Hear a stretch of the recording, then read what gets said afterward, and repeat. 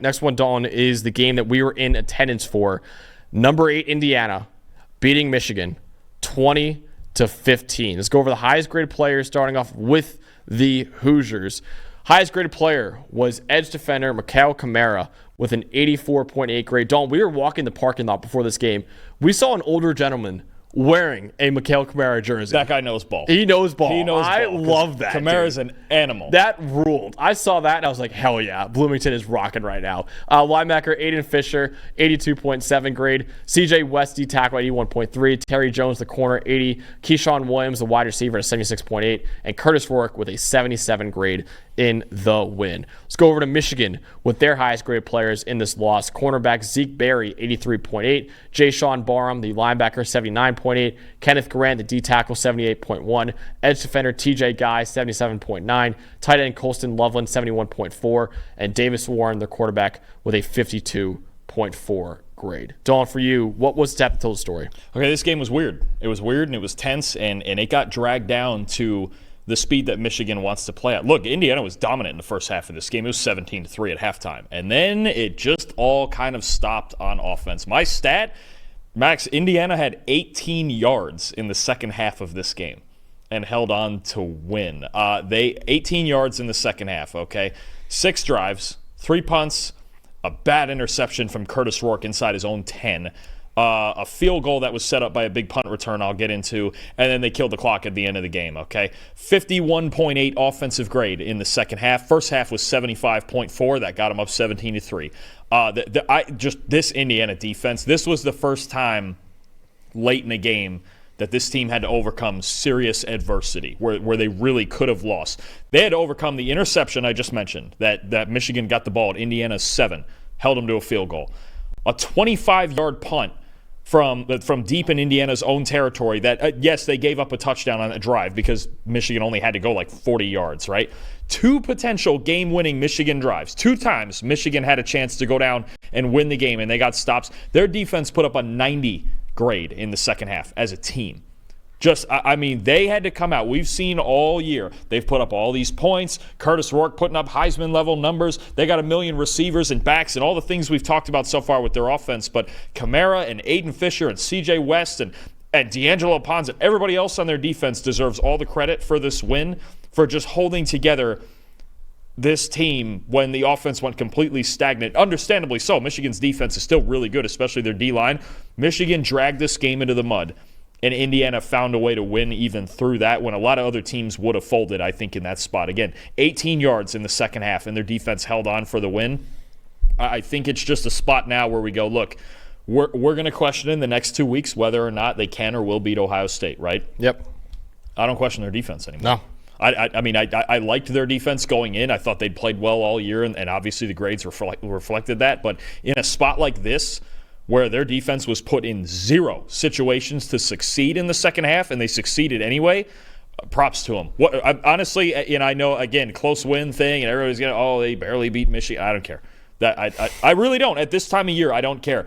Close games count as wins too, and this defense, actually, I feel better about this defense right now, at least having a chance going into Ohio State. Because they always say it, defense travels. Bring that defense the way they played in the second half on the road, you got a shot. Absolutely. They do. Dawn, I might have the simplest stat ever for my set to tell story. Indiana has 10 wins this year. We saw history yesterday, man. 10 wins. The first time ever the Hoosiers have won 10 games in a season. Ever. They've never won 10 games in a season before until right now. Dawn, this program in the last 3 years combined won 9 games. 9 games combined over the last 3 years. They averaged 3 wins per year before Curt Cignetti got there. And his first year at Indiana, they're 10-0. And dare I say, they have as good of a chance to make the playoff as almost anyone right now. Because even if they lose to Ohio State, if they beat Purdue, they're 11-1. I don't know how you leave them out. You don't. I don't think you can. No. I really don't. I understand the strength of schedule. I don't care, but they're 11-1 though, man. And it's not in the strength. Look, I'll say 2 things. One, they've blown out everybody on their schedule except for this Michigan team. Yeah. Okay, and Michigan, you could tell, came in especially in the second half, they came in with an extra jolt knowing what was at stake for Indiana in this game. And they still, no matter what they say, they still consider Indiana the little brother. And we all know it, right? 2, I'm getting kind of sick of strength of schedule. And you know why I'm sick of it in college football? Because the schedules are made 10 years in advance. Okay? In college basketball, I think it makes a boatload of sense. Okay? They make the schedules that summer, right? College football, we got games scheduled out to like 2038 right now. Yeah. How is it anybody's current fault that strength of schedule is the way it is? Also, I'm continuously told the Big Ten's the second best conference in the country, and they've just run their way through it until this game. No, I'm with you. 11-1, put them in. Yeah. I don't even care what happens in the Ohio State game. If they beat Purdue, they should get in. Tyler said in the chat that just gave me a shiver down my spine. He said 11-1 Indiana is going to be the next FSU 13-0. That would break my heart. That would break my heart if we have to go through that again. It would just be the wrong decision. It would be the wrong decision. But I just want to get into this more. I mean, listen, I can't say enough about Chris Ignetti. He's the coach of the year right now, I think pretty clearly. Obviously, we're in attendance at that game. Dalton, that crowd was electric.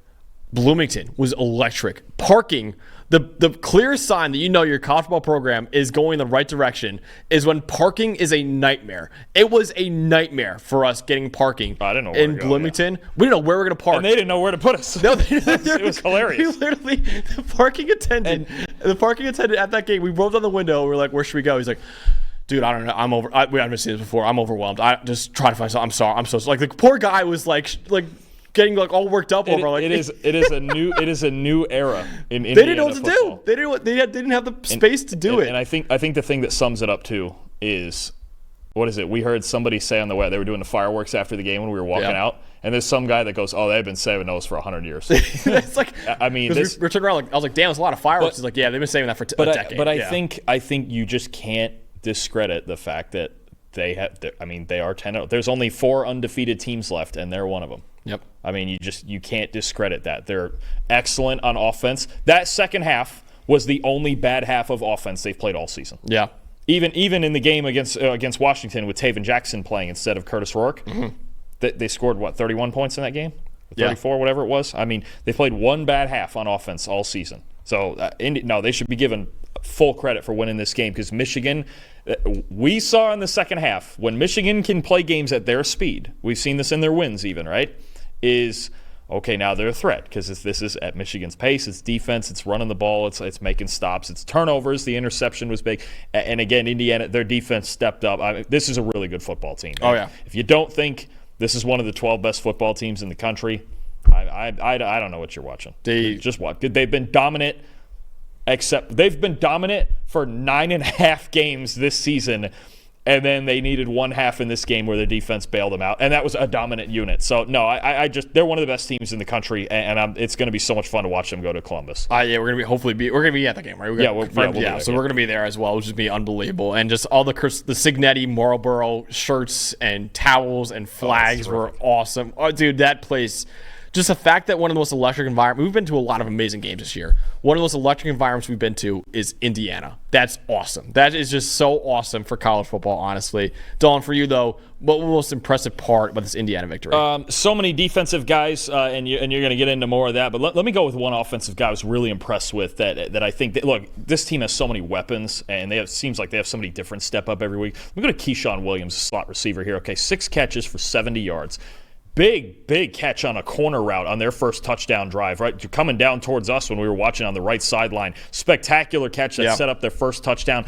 2 big first down catches in the fourth quarter that at least kept some sort of momentum going. The punt return I mentioned earlier to put Indiana in position for a field goal that put them up 5 and made life a little bit harder for Michigan at the end. I thought Keyshawn Williams, number 5 at receiver for them, made some of the biggest plays of this game, had a 78.7 receiving grade at the end of it. 3 contested catches, again, 3 first downs, all 3 of them very, very big in this game. He just was a guy, I think, we can't get lost in the shuffle here, how big a role he played in some big moments. Keyshawn Williams, big performance at receiver, even though the traditional stats might, just 6 catches for 70 yards. Monumental stuff, plus the punt return where I counted up 5 missed tackles on that punt return. That really shifted some of the momentum late in the fourth quarter back towards the Hoosiers. Definitely. My most impressive part is the Indiana run defense. So, Dalton, time and time again we say, you want to stop Michigan? You stop the run because this offense is practically incapable of throwing a forward pass right now. And Indiana, 92 rushing grade for the Hoosiers. Dalton, they allowed 69 rushing yards total to Michigan. 2 yards per carry Michigan averaged in this game with 0.4 yards before contact per attempt allowed. On 32 carries, Indiana's defense got 23 stops. 23 stops on 32 carries. Basically run defense stops or anything that's like a success for a defense, right? So 23 of them were successful plays on 32 carries for Michigan. 7 tackles for loss or no gain in this game as well for Indiana's defense. Listen, we got to go back in farther. I couldn't find it, unfortunately. But this is the fewest yards per carry for Michigan in a game in the PFF college era. Again, going back to 2014, so over the last decade plus of college football, Michigan has not rushed for this few yards per carry in the last decade plus. And I can't even find, when the last time they had 2 yards per carry or worse before this.